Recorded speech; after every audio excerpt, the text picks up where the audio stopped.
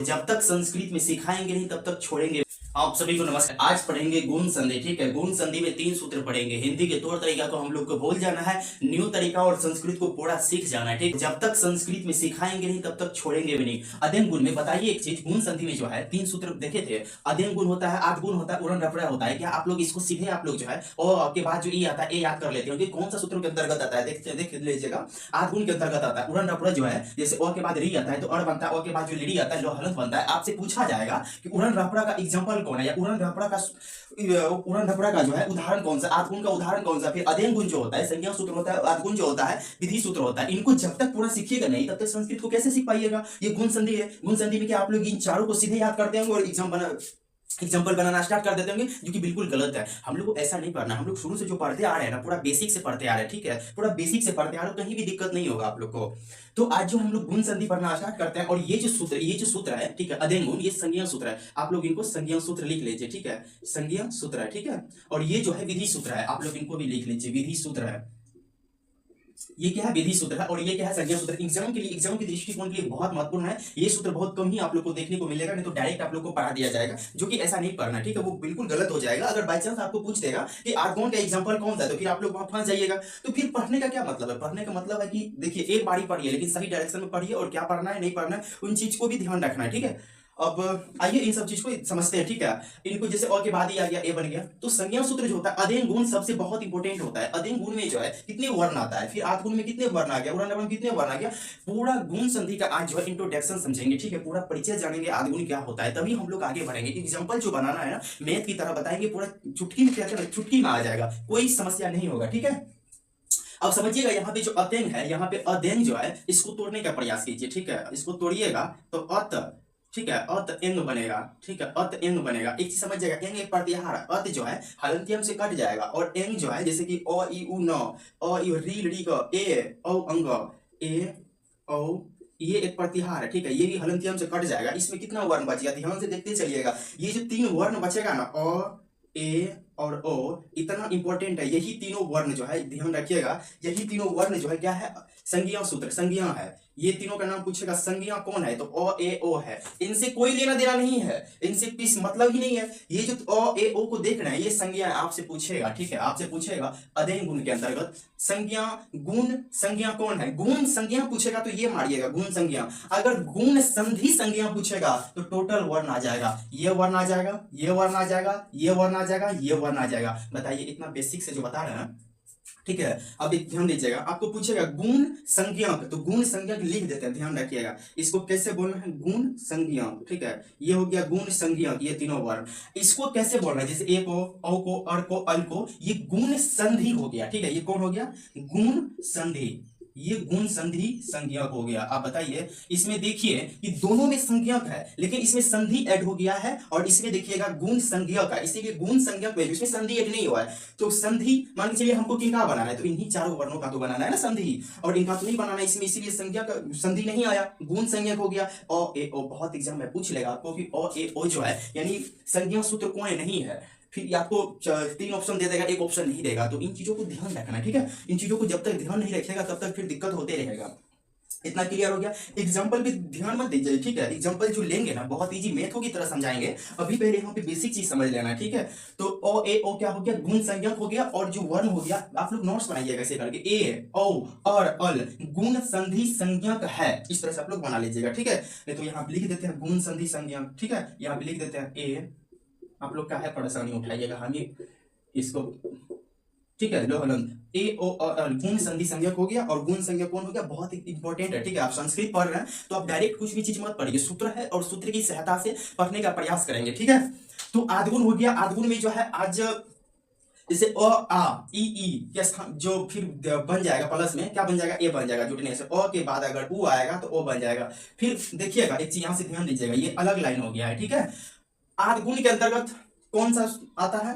तो ठीक है, आदगुण के अंतर्गत ये दोनों आता है, फिर उड़न रपड़ा के अंतर्गत ये दोनों आता है। ठीक है, ये दोनों का एग्जांपल दे देगा, पूछेगा कि ये किसका एग्जांपल है, तो आदगुण का आप बताइएगा। फिर दे देगा आपको, ये दोनों दे देगा, पूछेगा किनका एग्जांपल है, तो उड़न रपड़ा का एग्जांपल है। तो आइए आज जो है हम लोग पहले इनको समझने का प्रयास करते हैं, और के जो बात ई आया है, ए आया है, इसका एग्जाम्पल को लेते हैं। ठीक है, आशा करता हूं कि आप लोग इस चैनल को सब्सक्राइब कर दिए होंगे संस्कृत पढ़ने के लिए, साथ में अपने सभी दोस्तों को शेयर कर दीजिए। ठीक है, तो आइए अब जो है आधगुण का प्रथम अ के बाद जो ई आता है ए बनता है, ठीक है। आज इनको समझते हैं, आइए यहाँ पे, ठीक है। पहली डायग्राम हम लोग यन संधि गुण संधि का जो पहली डायग्राम पढ़ रहे हैं, माता धन ईव। अब माता धन ईव को, ठीक है, जोड़िए, माता धन ईव, बहुत इजी है। इनको आइए मैथ की तरीका से कैसे जोड़ना है उनको पकड़ना है। क्या आपको हम बताए थे, माता, जो माता में जो तो बना है ना, तो जो ता बना है कैसे बना है, तो देखिएगा इसे, ता इसमें से बाहर निकाल लीजिएगा, इधर क्या बच जाएगा, मत बच जाएगा, यहाँ तक कोई दिक्कत। और देखिएगा यहाँ पे ये ई है, ये दोनों को ले लीजिए, सॉरी आ हो जाएगा यहाँ पे, आ, ठीक है। आ प्लस ई के मिलने से क्या बनता है, आप लोग को पहली डायग्राम बताए थे, आठगुण में बताए थे आप लोग को, ए बनता है, यहाँ तक कोई दिक्कत।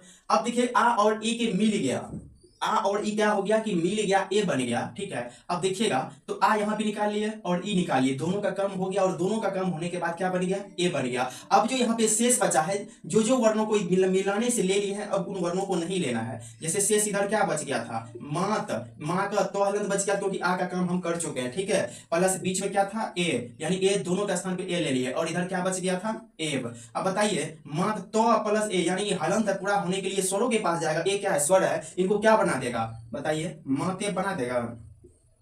बताइए आप लोग समझे कि नहीं समझे। पहले क्या करना है, वर्णों को तोड़ लेना है, इसमें से आ को बाहर निकाल लीजिएगा तो हलंत बच जाएगा, और ई को बाहर निकाल लीजिएगा तो आ प्लस ई के मिलने से क्या बनता है, ठीक है, आ प्लस ई के मिलने से ए बन गया।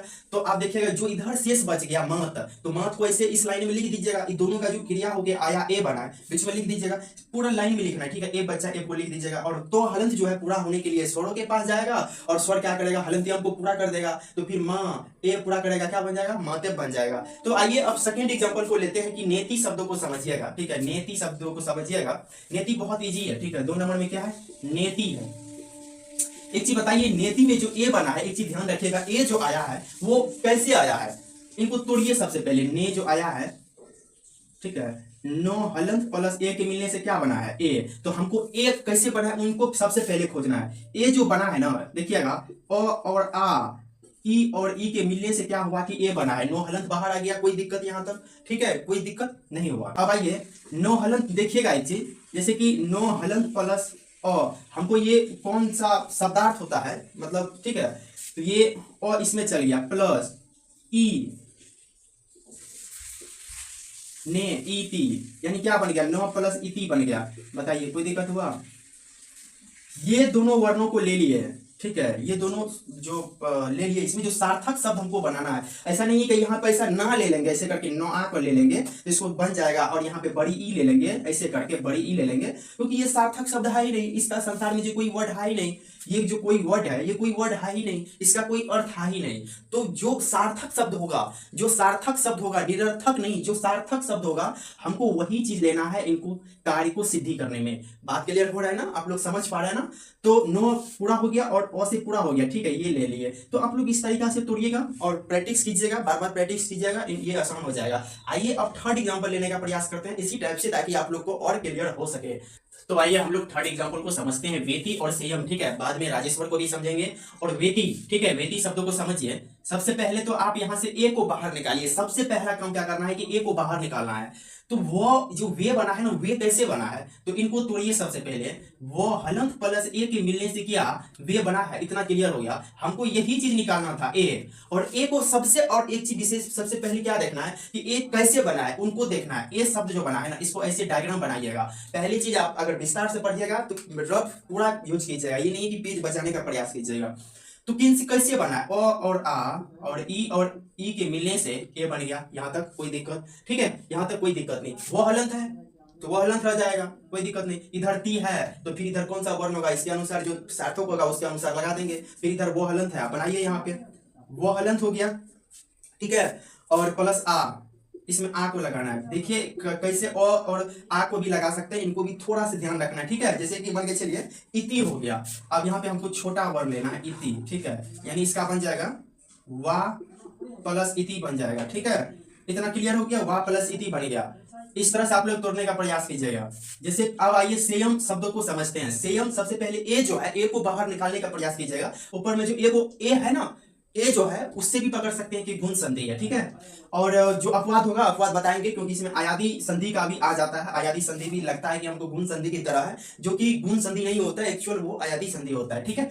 तो स जो बना है, आप से को बाहर निकाल लीजिए, सौ हलंत प्लस ए, यही ए को क्या करना है, दो भाग करना है, क्योंकि दो भाग को करना है। और किन किन कैसे बना है ए, उनको लिखने का प्रयास कीजिएगा, इस तरीका से कीजिएगा, और गलत तरीका से पढ़ने का प्रयास कभी भी नहीं कीजिएगा। ओ आ ई उ हो गया, ठीक है, ए बन गया। अब जैसे सौ हलंत हो गया, अब इसमें सार्थक शब्दों को खोजना है कि कौन सा सार्थक शब्द है। क्या सौ जो सिर्फ सौ है ना, क्या उसका कोई अर्थ है? नहीं है। सात शब्दों का अर्थ होता है, ठीक है, सात शब्दों का अर्थ होता है। तो आ जाएगा, आ हो गया।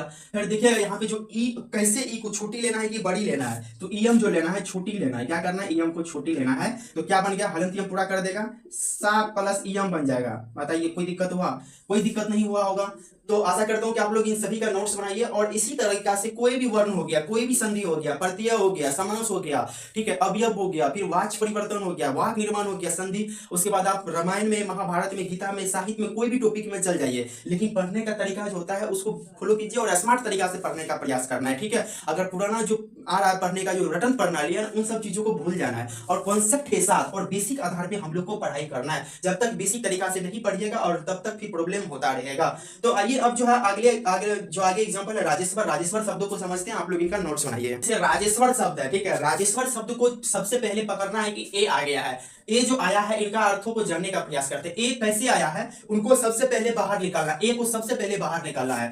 तो ये जो बना है ना, जो हलंत प्लस ए के मिलने से क्या बना, जे बना था। इतना तो आप लोग को क्लियर हो गया, इतना क्लियर होगा। ये जो ये आया है ना, इनको ध्यान रखिएगा। ए किनसे बना, मिलके बना है। ए जो बना है ना, ये बना है ओ आ और ई के मिलने से बना है, ए बना है, ठीक है। अब क्लियर हो गया। जैसे राज, जैसे जैसे क्रम में था, फिर वैसे वैसे क्रम में आपको लिख देना है। राज यानी रा का जो हलंत, ठीक है।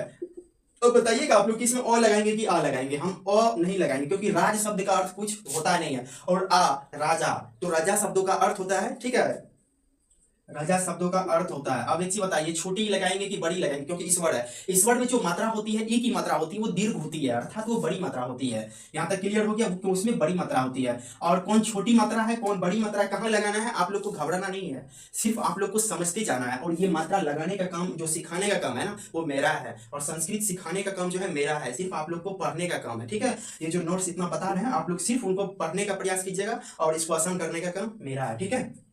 क्या बन जाएगा, राजा प्लस ईश्वर बन जाएगा। इनका क्या बन जाएगा, राजा प्लस ईश्वर बन जाएगा, ठीक है। और सेकेंड जो एग्जांपल होगा, कल जो ओ आ के बाद जो वर्ण आता है, फिर उसका जो ओ बनता है, ठीक है, वो नेक्स्ट क्लास में होने वाली है। नेक्स्ट क्लास में जो है 20 एग्जांपल के साथ आप लोग को कंप्लीट करवा दिया जाएगा, ठीक है। आशा करता हूं कि आप लोग समझ गए होंगे, ठीक है। आप लोग चैनल को सब्सक्राइब कर लीजिए, साथ में शेयर भी कर दीजिए और लाइक भी कर दीजिए, ठीक है।